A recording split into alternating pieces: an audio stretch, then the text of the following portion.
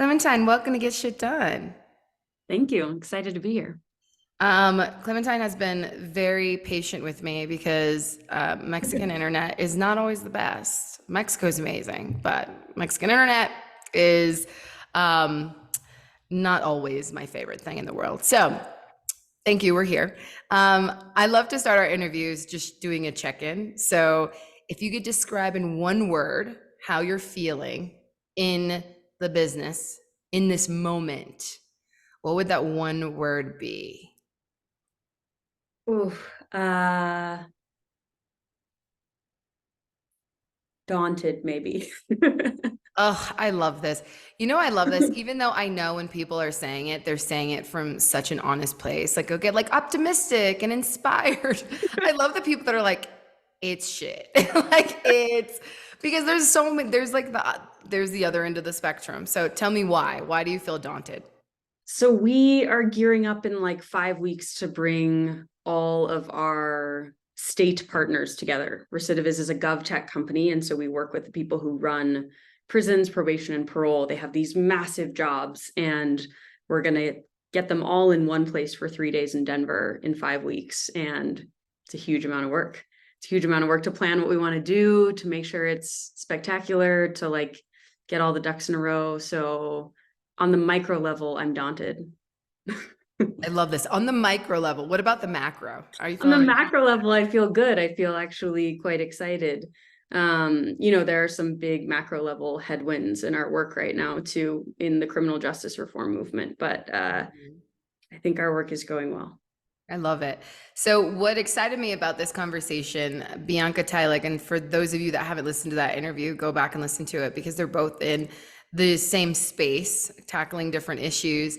And what I said to Bianca at the time is, this is very close to my heart because I grew up in a family of like social justice, and my grandmother specifically spent so much of her career trying to decrease the recidivism rate back home, Mm-hmm. and ensuring that when Black men got out of prison, they were getting jobs, so on and so forth. So I love this space. It's like I grew up with it, so I'm really excited about it. But I also love to paint context for people. You know, I Yeah. think it's so easy for us when we're building companies to compare ourselves to someone else. But I think when we lack that context, like what is someone's experience? What made them, get to this place where they decided to do this work and what made them the best person to do it? I love Mm. to be able to create that context. So I want to kind of go back to like little Clementine, like young Clementine. Did you Sure. ever imagine you would be doing this work? What was her dream when she was younger? Ooh, that's interesting. Well, all growing up, I wanted to be an inventor. I actually wanted to be an inventor and a dolphin trainer. And I think I've gotten Yes, I closer love that. closer to the inventor side, further from the dolphin trainer side over time. But I have had a connection to this issue since I was very small. I had an uncle commit a nonviolent crime when he was a teenager and I was 5. And my family thought that he would get like a fine or something because, he was a kid. And he ended up getting a 10-year prison sentence. So it was a big storm cloud over my family growing up. And my dad was a political scientist. So the sort of policy side of it was a big topic of discussion. And my mom works in addiction medicine.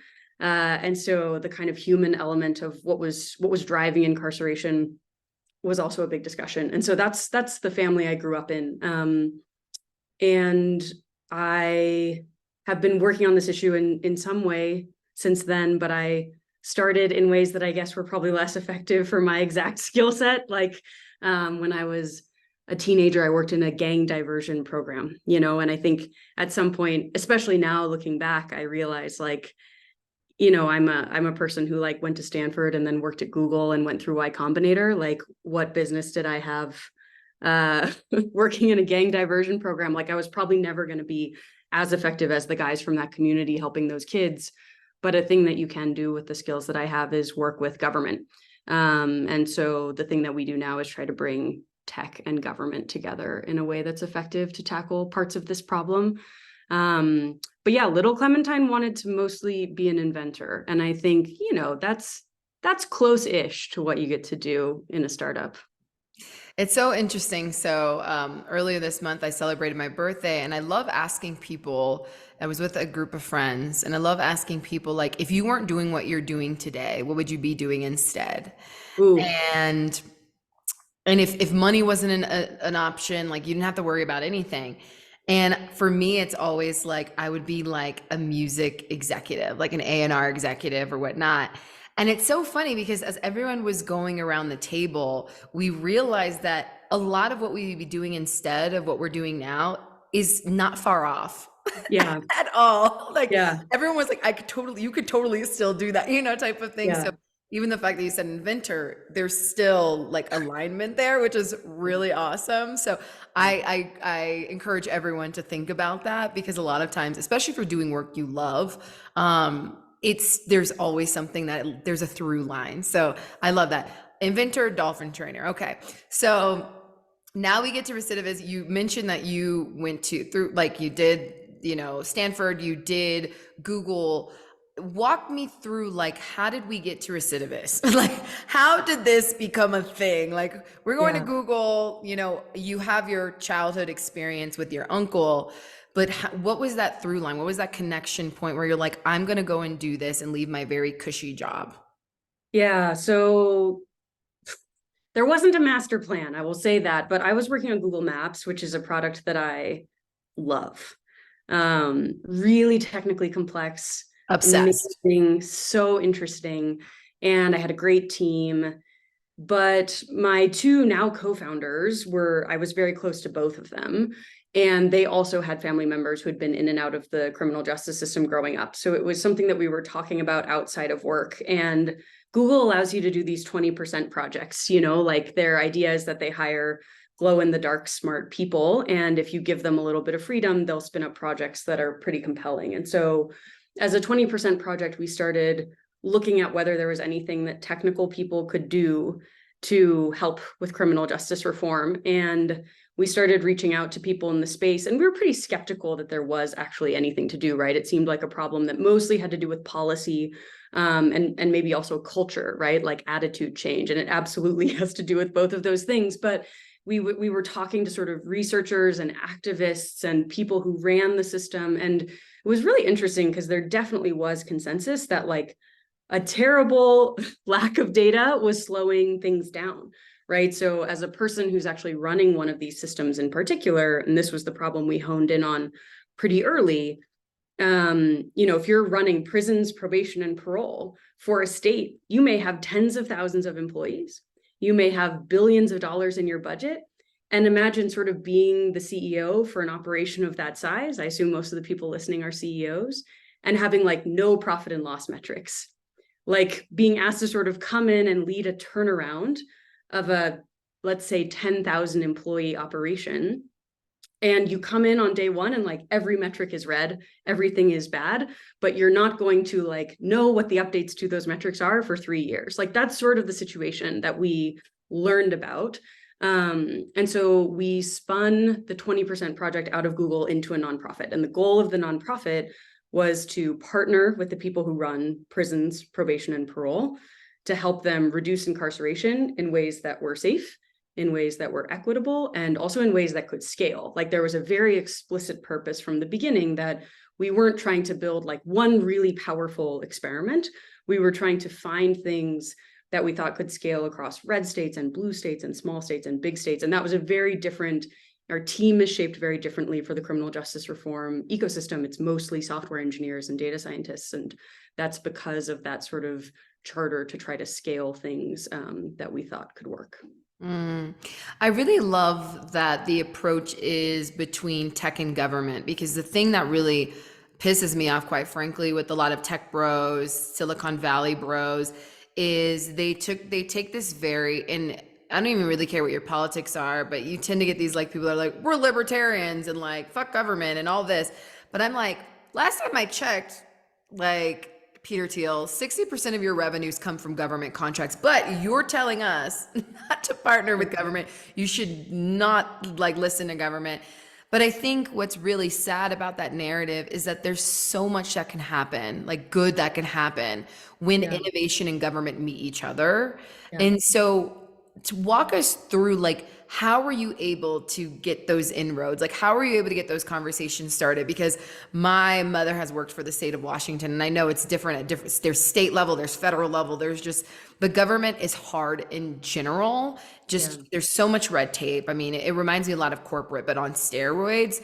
How were you able to get momentum there from a partnership perspective? And you all are listening, but she has this really interesting smirk on her face, like she's thinking back to it. Like, it was quite a thing, a feat. I mean, there's just a lot to unpack in there. First, on tech and government working together, I think government is the original scaling force. You know, we in tech like to think of how good we are at scale, and we are. You can scale things very quickly. I like to say that, like, I don't think tech is great at changing hearts and minds. I think it No. needs to be part of a movement. But I think once you have some alignment, tech is really good at getting stuff done fast. So yeah, we are good at scale, but government's way better. And so Yes, tell them again. Love if you this. if you can bring those things together in some way. And by the way, there's not a lot of super effective examples of that. Like, think about your favorite companies, ones you really, really admire. How many of those are GovTech companies? Like, it's not an easy thing to do. And part of my hypothesis on this is that we don't breed great listening skills in tech often. And we get in there and we see a bureaucracy that we're not used to. And I think people sort of panic on some level. They panic and they get exhausted. And it can be exhausting, but I also think, like, to me, there are no actually bureaucratic people, right? Bureaucracy is sort of an emergent phenomenon. There are bureaucratic systems, but you need to find people in those systems who got into those jobs to change the world. And most of them did, by the way, right? There are some really amazing public servants out there, and you got to find those people and figure out how you can clear every roadblock you possibly can in their path. So especially when you're doing any kind of enterprise, right? Like, we have maximum 50 customers. The problem is that they're all like their own countries. Like, federalism is for real, and every state is real different. But it's the same as any enterprise software play, where you need to get in there and really deeply understand who these decision makers are. And I think tech sometimes, like, has a tendency to oversimplify things a lot. And so when it smacks into government, things can get ineffective really quickly. So I think a thing we've tried to do at Recidiviz is be better than average listeners while still having new ideas. And one way you can do that is, like, be smart. You know, like, we've tried to really hire for talent density, but not take yourself super seriously. Like, assume you know very little about the context that you're walking into, because it's probably true. Criminal justice reform is ultra complex. And even if you have been valuable in one state, like, if you know one state, you know one state. And Maine is not Tennessee, and, you know, California is not Rhode Island. And, you know, you say these things, and they seem obvious, but I think a lot of tech folks struggle with the humility factor that's required to get a lot done with government. Yeah, and I think it's also, I love that you bring that up, because I think the functionality of, for better or worse, of startups is this sense of saviorism that I think gets in the way. Like, I think it can push things ahead, but also when you start to develop this idea of, I know better, like, that's problematic to me. Just because it's like, to your point, there's so many systems that are complex, and I find a lot of times technical solutions that do not work in collaboration tend to be very surface level. And the ones that are in collaboration with other systems, other entities, whether it's a government, tend to form things that have a longer lasting impact, that go at a systemic level. Because at the end of the day, I always ask people, I'm like, what are you trying to solve for? It's like, do you want surface? That's fine, cool. But trying to paint this story of, like, we're going to change the world in this way and that way. But I'm just like, but if you're not listening, to your point, if you're not listening to anyone and you think that you know better, how are you creating any impact? How are you actually making something that can be long lasting? Versus, if you just want to be honest and you want to make a lot of money, okay, that's a difference. There's a difference between making an impact for other people and you actually just putting money in your pockets. And we have to be honest about that. And I think that it becomes conflated in the startup ecosystem and the tech space, is that we're going to change the world, but for who? Like, tell me who. So if we're going to do it for the same people that are already wealthy, great. Let's Yeah. be honest about that. So I love that you broke it down that way. So walk me through in the early stages, because it's always you have to walk before you run. Yeah. And the thing I see a lot of entrepreneurs that are just kind of get in their own way is that early stage, they're talking so much. And if you're an OG listener, you've heard me say this so many times, but there's always these conversations around growth scale so early on. But a lot of shit you do in the beginning is not scalable. It's just not. So can you walk us through like the things you did early on that were really impactful that you look at today and they're like, those aren't scalable, but we couldn't be here today without them? Oh, yeah. I mean, everything. So there's like so many examples. One, when I say find talent density, the specific kind of talent that I think mattered for us at the beginning and still matters for us now at 70 people is this ability to sort of creatively unstick yourself. Like, you get into a situation, it seems like every door is closed to you and you like bore a hole through the wall. You need at least 60% of those kind of people at the beginning to maintain it for as long as you possibly can. So that's one piece, is like, part of doing things that don't scale is finding something that constitutes not giving up when you're trying to like get into a state government system and find a way to be helpful when like the default answer is that you can't be. In terms of specific things that we did, I mean, at the beginning of COVID, before COVID had made its way into any prison, there was this moment where we were like, this seems like it's probably going to be pretty bad, right? Like, prisons are really overcrowded. They look a lot like cruise ships, where we're seeing these massive outbreaks from a sort of, hydraulics perspective. Like, maybe we should do something about this. And so we built this model in Excel, which is why I say like a thing that definitely doesn't scale. And at the time we were working with 2 states, and we had 5 people. And we launched the Excel spreadsheet on a Monday, and by like Wednesday, all 50 states had downloaded it. And so we went to supporting in some way 36 states sort of overnight with this team of 5. So, you have to try things, I think, and be willing to take really, really big swings at the beginning. Like, your risk profile should sort of be commensurate with what you've accomplished so far. And if the answer is very little, like, swing big, swing hard, you've got nothing to lose. The other thing that was true about that moment with COVID is we were in a nonprofit ecosystem where many people had better ideas than we did, but they were very locked in to an existing strategy.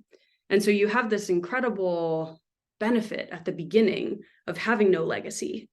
You sort of like, you have a team that can all gather and make a decision, and then you can go. And so, yeah, I think there's that. The other obvious piece of doing things that don't scale is like, go travel to where the customer is and learn literally everything about what they care about. We flew to North Dakota in January because that was our first state, and we just drove around with parole officers for days, and we met everyone in Bismarck.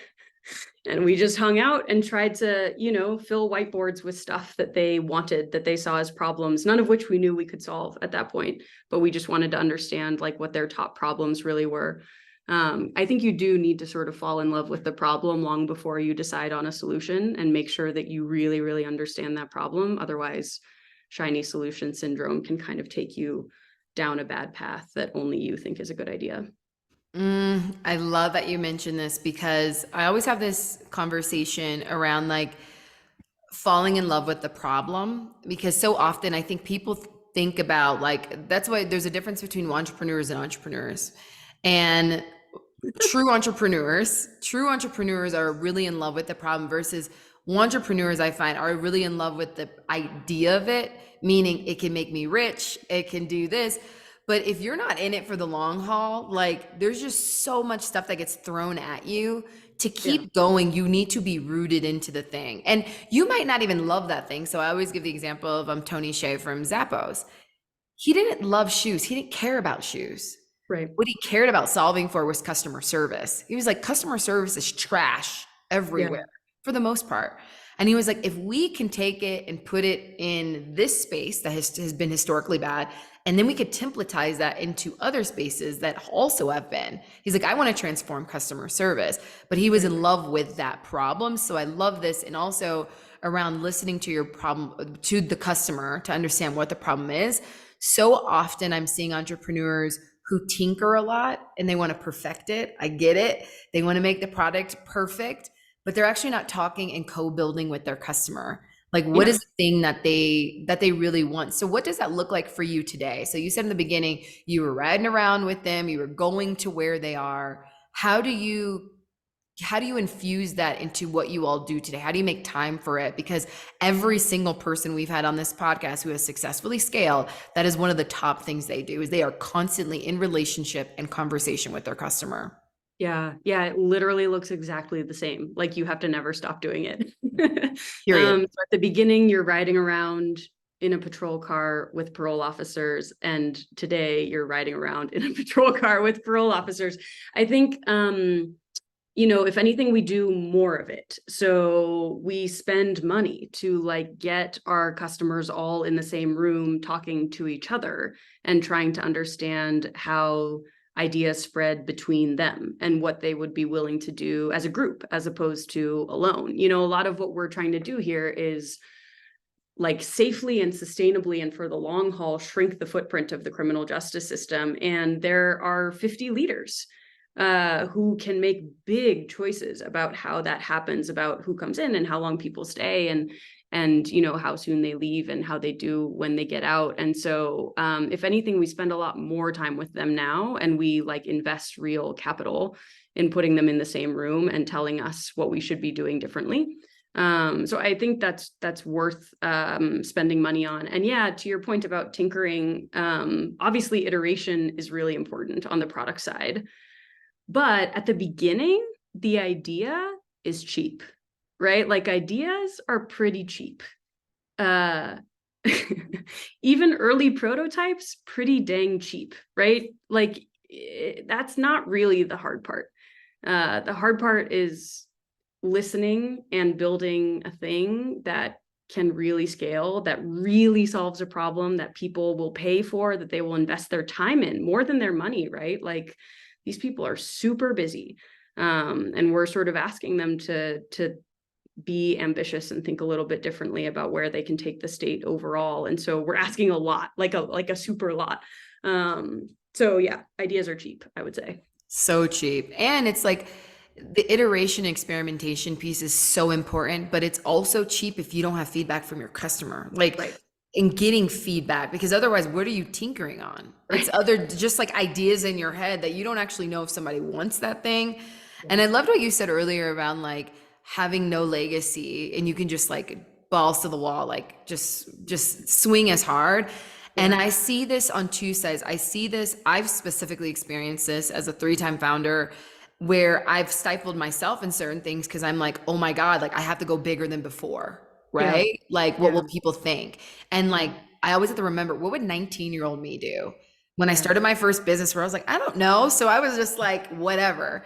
But then Yeah. the other side is because we're inundated with media talking about these successful founders, so quote unquote, and we don't really have context for how long it took them to get there, da da da. And so we think Yeah. about our long-term legacy Yeah. early on, and we want to create this facade or this image. And it's just like, it gets in the way of you just like going out there and making those mistakes and failing forward. Yeah. Like, that's pretty much it. And I Yeah. love that. Like, so I'm curious too around your experience, like through this process. Cause when did you start the company? 2019. 2019. Amazing. And you said you went through YC, like YC nonprofit. How did this happen? Like, Oh, yeah. what's the connection there? We were the only nonprofit in our batch in YC. And the way it worked was they treated us the same as the other companies. You As they show up should. once a week and you report out on your top metric. And for us, that was just how many states were on the platform. And then over time, your metrics get more complex. So ours is, what is our reach? How many states are we actually serving? How many people in prison? Right now, we have about 25% of the US prison population. Our second metric is sustainability. So like, how much of our costs are we covering with earned revenue? Right now, that's about 30%. And then the most important metric, our sort of king metric, is impact. So how many people have we helped accelerate through the criminal justice system, whether that's out of prison or off of probation and parole? And that number is about 75,000. So the big takeaways from YC are, one, you want to sort of be, for us, sorry, there's a lot of takeaways from YC. It's a big brain trust. But for me, a big thing was that you want to be default alive. Like you want to get to a point with revenue where you're comfortable with the team size that sustains, and you believe that the work can go on. That lends itself a very important kind of freedom, where now you can go out and fundraise, but you can choose which checks you're saying yes to. When you're saying yes to faster than average growth, right? You're already going to default to alive.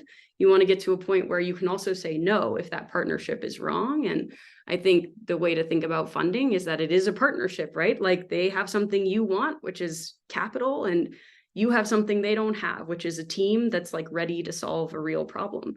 And so that was one big thing from YC. And then the other was just lean. Like we have stayed really, really lean.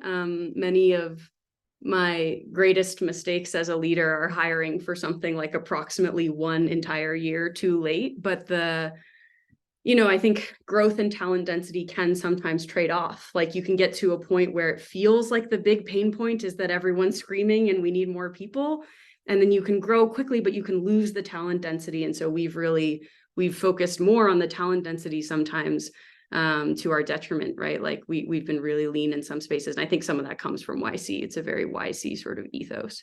But yeah, it's pretty much the same program, except you don't have equity to give up. So it's a bang-in deal. I love that. And we've had 3 nonprofit founders on here, you, Bianca, and one of my friends, mentors, Sandy Castrol out of Chicago. And you have all successfully scaled nonprofits. And the thing that stood out the most to me with Sandy was like, the best thing that a nonprofit could do is actually operate like a business, because it just has different functionalities. But the moment you treat it like charity is the moment it becomes less effective. And so still holding it to standards, like we have shareholders, it's the people we serve. It's the people that donate, the people that do all these things. So I love that.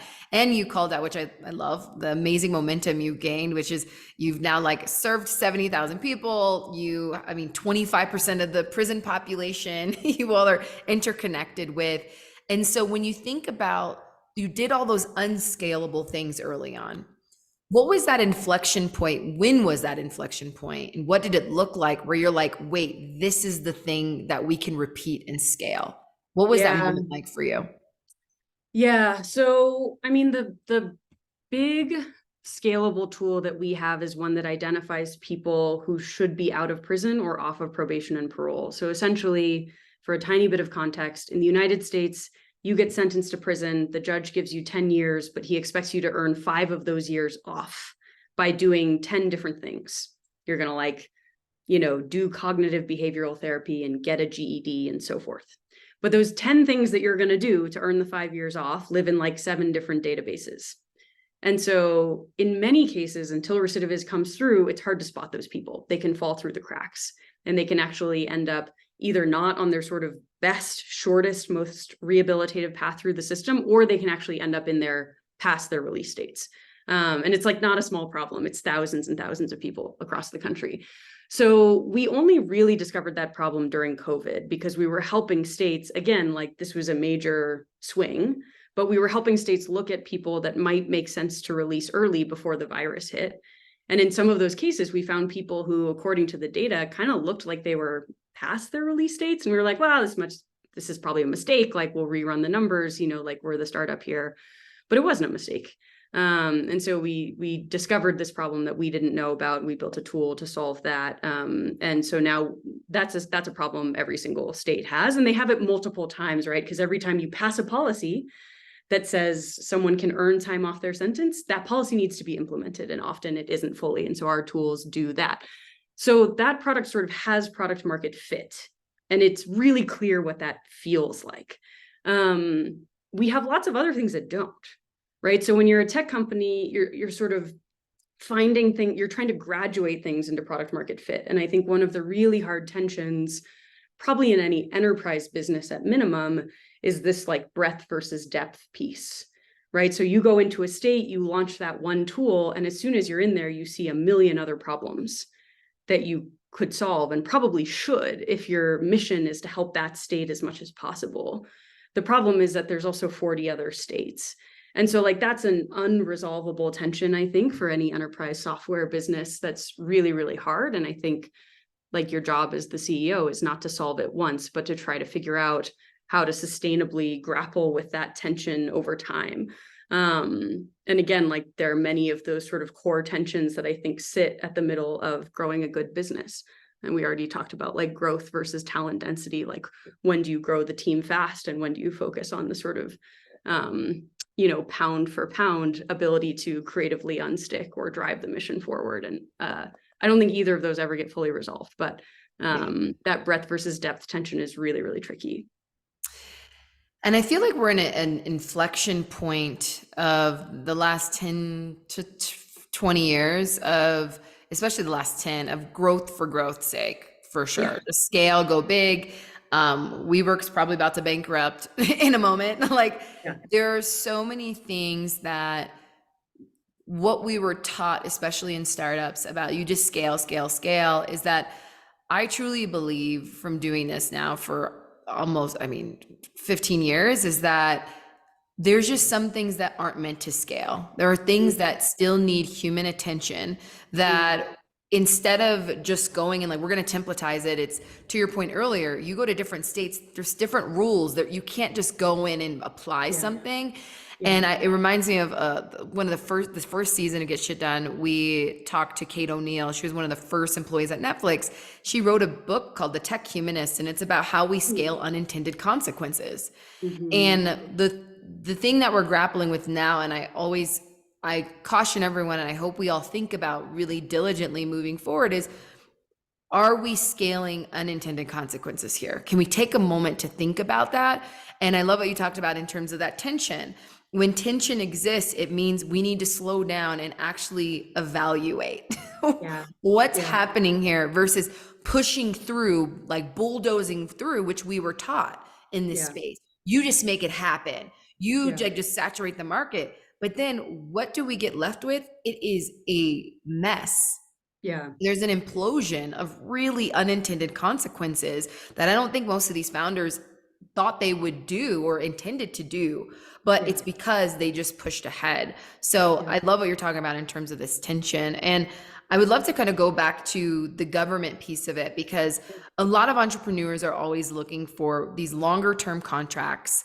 And also they are good paying contracts, right? So what advice would you have for entrepreneurs who are looking to partner with government, who want to see the value, add value, but also see the value from a growth in their business perspective? What are some good ways of going about it? And what does readiness look like?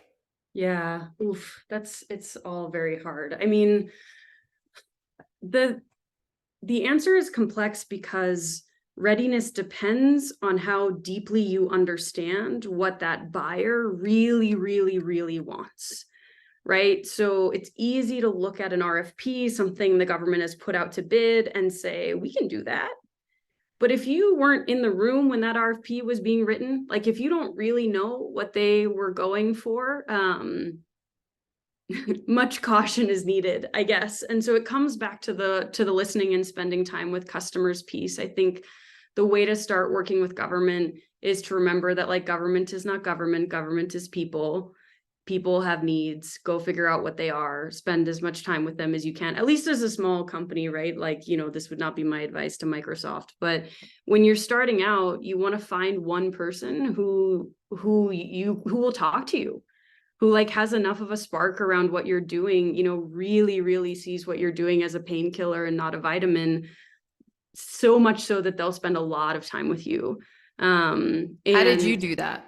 Like, what did that process look? How did you find? I think that's the biggest thing is, to your point, all of this is people. And I think we treat it like, I'm trying to get into this company. I'm like, no, you're trying to get to someone in the company that can champion you. And sometimes totally. it's not even in the department that's going to be the place you do business with. It's like, hey, let me Totally. just find a way in, right? Yeah, completely. Yeah. So, I mean, there's a little bit of magic in this, but when we were still at Google, we were doing a lot of outreach to understand how we could be helpful. So at the time we were doing no selling. There was nothing to sell. There was not even really an idea. There was more a set of questions about how we could be helpful. And to the extent that you can create that spaciousness in these conversations, I think it's really like being curious matters. So anyway, we were reaching out to a lot of people, and I think some amount of word must have gotten out that there was a group of engineers at Google who were interested in this stuff, because we actually got inbound from North Dakota's corrections director. And she was so transformational, right? Like, it's way more important to have one person who is obsessed with what you're doing than 10 people who like it. Like, one person who's obsessed, take them any day and follow them to the ends of the earth, at least if you're an enterprise, right? Because now you only have to rerun that play 50 times and you're done. So for us, it was actually asking a lot of questions, being really, really curious, taking a lot of notes, sort of like getting a reputation that we were just trying to learn stuff and see if there was anything we could do to be helpful. And by the way, the default hypothesis was no. We were like, probably not. We still all had full-time jobs at the time. So this is a little bit different because it takes some patience to do this play. And that's where it can be hard at the beginning too, right? That's where like the idea monster comes out. But anyway, we got it through inbound, and then we sort of followed that North Star off a cliff and on till morning on some level. We spent a lot of time with her and made sure that we solved a problem for her. And then she told her friends. I love that. And I love this, to the fact that you don't need, it's not about quantity. It was like that one person. And Yeah. it goes back to having those conversations. Because again, I see so many founders that are tinkering and they're not spending time building relationships. And I understand it feels daunting because it feels like those are the intangibles and I can't see the direct correlation. But Yeah. I always make, in my entire week, I make time to talk to people. Yeah. Even if it's not even necessarily, I'm like, I don't even know what this is going to like lead to. It's not even about that. I'm like, there are people that I think are interesting in this space and it always pays off somewhere. Yeah. It might be a Yeah. year away, but I'm just like, I'm actually, to your point, curious about this person. And you never know, like someone's uncle, actually my uncle works for this thing. Let me Yeah. introduce you. You just don't know. So I love that. So I want to get into, you personally, outside of the business, because I think this is such a great case study. But what do you feel has been some of the worst business advice you've received? Oh, wow. How much? It's like, do we have time? And it's always from people that have never built businesses before. Yeah. I mean, another thing that YC tells you is to believe the no and not the why. The worst advice comes right after someone just said no. So the classic example is you're fundraising. They say no, and then they're like, let me tell you why I'm saying no. And that thing that happens next is almost never true. BS. Yep. Right? Like, I've talked a lot about listening. You want to be listening to people who are invested. You want to listen to your customers. You want to listen to your team. You want to listen to the people you're trying to help. But like the people who just said no, that's not who you listen to. So I guess my meta strategy for getting good advice is every time that a funder says yes to us, I try to ask them what almost made them say no. Because you do need to figure out what's wrong with your pitch. Yep. You are definitely saying something that's confusing. You're definitely coming off in a way you didn't want to, whatever it is, right? Everyone's got a different fundraising foible, but like, you don't want to try to get that advice from the people who are not invested. You want to ask the people who are the most invested in you, like, what did I do that was confusing? And often they'll be like, dude, I just gave you a check. Why are you did great. And then you have to sort of push them and say, like, if you were going to say no, why would you have said no? So that's my meta strategy for getting good advice instead of bad advice. But yeah, the bad advice is too much to count. And it's often, I think the other way to recognize it is when it's like way too opinionated for how much they know. Like you've just had a 1 hour conversation or a 15-minute conversation, and they're like, okay, here's what's going to happen next. And you're like, fantastic, love that. And then you just need to be able to move right along. Don't be I love mean, just this. move right along. Yes, be kind.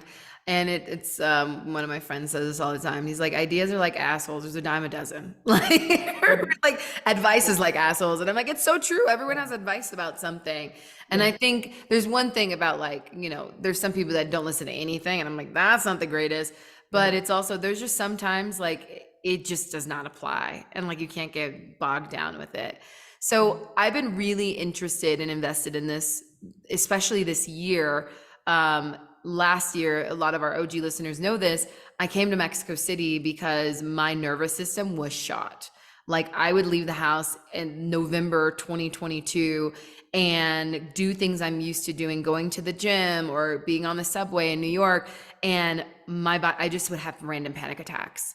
Mm, And it was just like my nervous system shot. Like I realized I was like, I'm not investing in my joy. It is yeah. always like I'm serving everyone, I'm doing this. And so a part of me shifting my lifestyle was about I'm not building businesses from a place of lack anymore or a place of pushing. I'm beyond that now. I really know that the best outcomes, not only personally for me, but in any of business I've built, are around my joy. When I am the most joyful, when I'm enjoying what I'm actually doing in the process. So I'm wondering, what have you been doing lately to invest in your joy? Yeah. Well, I don't know if this answers the question or not, but I do think that um, there's a temptation to go really hard in building a company and let it pull you in directions that you don't want. And I do try to like start each day by deciding what adjectives I want to show up with, like whether it's patient or generous or kind, because there's not going to be enough time outside work to compensate for becoming someone you don't want to be. So you do need to be, I think, at least I need to be showing up in meetings with my team, you know, having the fun I want to have, like having the relationships I want to have, responding to like hard things happening in their life the way I want to respond. And I think if you're not doing that, there's like almost nothing you can do outside of the work hours to compensate for starting to like, get reactive or respond in a way you wish you hadn't. And that's hard, right? Because it's super stressful. Something gets handled not the way you would have handled it. And it's really, I mean, like it is the training ground. It's the training ground. The things you do are the person you are. So that I think kind of has to be step one. And then step two is I have a really hard time shutting off the problem solving part of my brain. I suspect that this is like really common among this audience. But like if I call my co-founder after work and we just talk through the day, it turns out to be a disaster because I will talk to him until 9 p.m. and then I'll try to go to sleep and my brain will be solving problems all night. Even though it feels really good in the moment to sort of talk it all through and solve problems. Solving problems is really addictive, I guess, for me. And so you have to find some way to shut that down. And I'm not very good at it. And I think it requires knowing yourself really well. But recently I've been trying to do more circus in the evenings, which is something that I used to do a lot of. And it's hard because like if you stop paying attention for 1 second, you'll injure yourself. And so that seems for my crazy brain to work for me. But whatever it is, like you got to shut that off or Yeah. you won't be able to get back at it the next day. And like, to solve a really big problem, which starting a company is, but certainly criminal justice reform is, you need to be relentless, but you need to be like sustainably relentless. Like it's not that helpful to anyone to be relentless for a year. And to get a lot done for a year, you need to sort of be in this movement for the long haul. And so I've been trying to figure out ways to get better at that, but I don't think I'm an expert. I don't think any of us are. I think we're all just trying to figure it out, quite frankly. One of the things that I've been doing, I'm constantly doing like updating my routine of what feels good. Things in the summer might not work in the winter, and it's just Totally. revising instead of being rigid. That's something I'm really trying to unlearn is being rigid. And I just remember like thinking about, okay, I'm always problem solving, similar to you. I remember listening to this podcast and they were like, make a worry list before you go to bed. Totally. I'm a big fan of that. Put shit on paper and let it Yeah. sit there and then return to it in the morning. And I realized, I'm like, when I put it on paper, I'm just like, okay, I can get it out of my head for now. I can return to Yeah. this tomorrow, but at least let me sleep. Let Yeah. me have peace while I sleep. This feels Yeah. good for my body. Having a notebook by your bed is indispensable. I Hmm. can't survive without it. You got it. Literally. It's my And head's just full of problems that aren't even big in the morning, but are massive at night. And so oh my if you can't get those out, you're doomed. It's Doomed. crazy. And I think what shifted for me was moving away from, because like journaling, like there's some people I know that love it, but it felt like another job for me. Yeah. So when my notebook became like, this is just whatever the hell you want it to be. Yeah. If you want to just write like, I hate this or whatever it is, it doesn't have to be anything structured. But for me, like putting my worries on paper really, really helped me. So I think that's really what you said is really good advice around like, you need to find something that doesn't keep you on the hamster wheel. And Yeah. it's going to look different for everybody. And so we essentially do this podcast because for us, it's about how do we build game-changing companies that scale generational impact. And everybody we have on this podcast is doing it because it's so much bigger than them. It is something that no matter what, you don't even have to be in social impact, whatever space you're in, they're like, it is tied to something that matters to them. For And sure. so based on where you are today, like what does scaling generational impact with this organization look like to you? Yeah. I mean, I think what's interesting and so special about criminal justice reform is that almost everyone agrees that it's not working today, right? People who run the system, advocates who are trying to change it, researchers. And that's a huge opportunity. Like more than maybe any other area of American public policy, we have an opportunity to sort of rewrite the script from scratch, not from scratch, because unfortunately we have to grapple with the system that's already there, but to really rewrite the script over the next 5 to 10 years. And it feels from the work that we're doing like there's a huge opportunity, but it's going to take a movement. So when I say this, like to be clear, it's not Recidiviz's work, it's everyone's work. But I would like to see us dramatically shrink the footprint of the criminal justice system and replace that with the things that we know that the data shows actually keep us safer. So this is things like mental health support when you need it. If you can get that to teenagers when they need it, you can avoid lots of prison admissions, right? In most women's facilities, most women's prisons in the US, 90% of people are on some kind of psychotropic medication. Mental health is a huge problem. Addiction treatment is an enormous problem, and we know that it is, and we know where it is.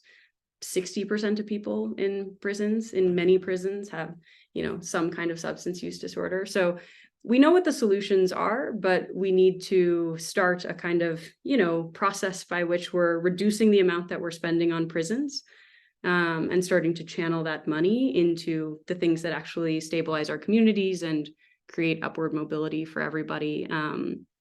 So I think that's what it looks like. And again, like Recidiviz is on a big team here. And that's another thing that's pretty cool about being in social impact. Like you're building a company and that's hard, but you kind of can't get lost in the sauce.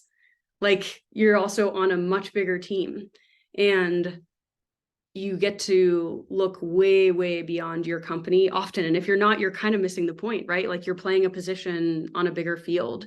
And so partnerships are really, really critical. But yeah, I think it's one of the most exciting areas of American public policy. I love this. And I love that vision. So, based on where you're trying to go, but where you are today, for the folks listening in, how can they be supporting you in making that impact? Yeah, I mean, if you go to recidiviz.org, you can see the list of states that we're in today, and there are 11. And so we have approximately 40 states to go.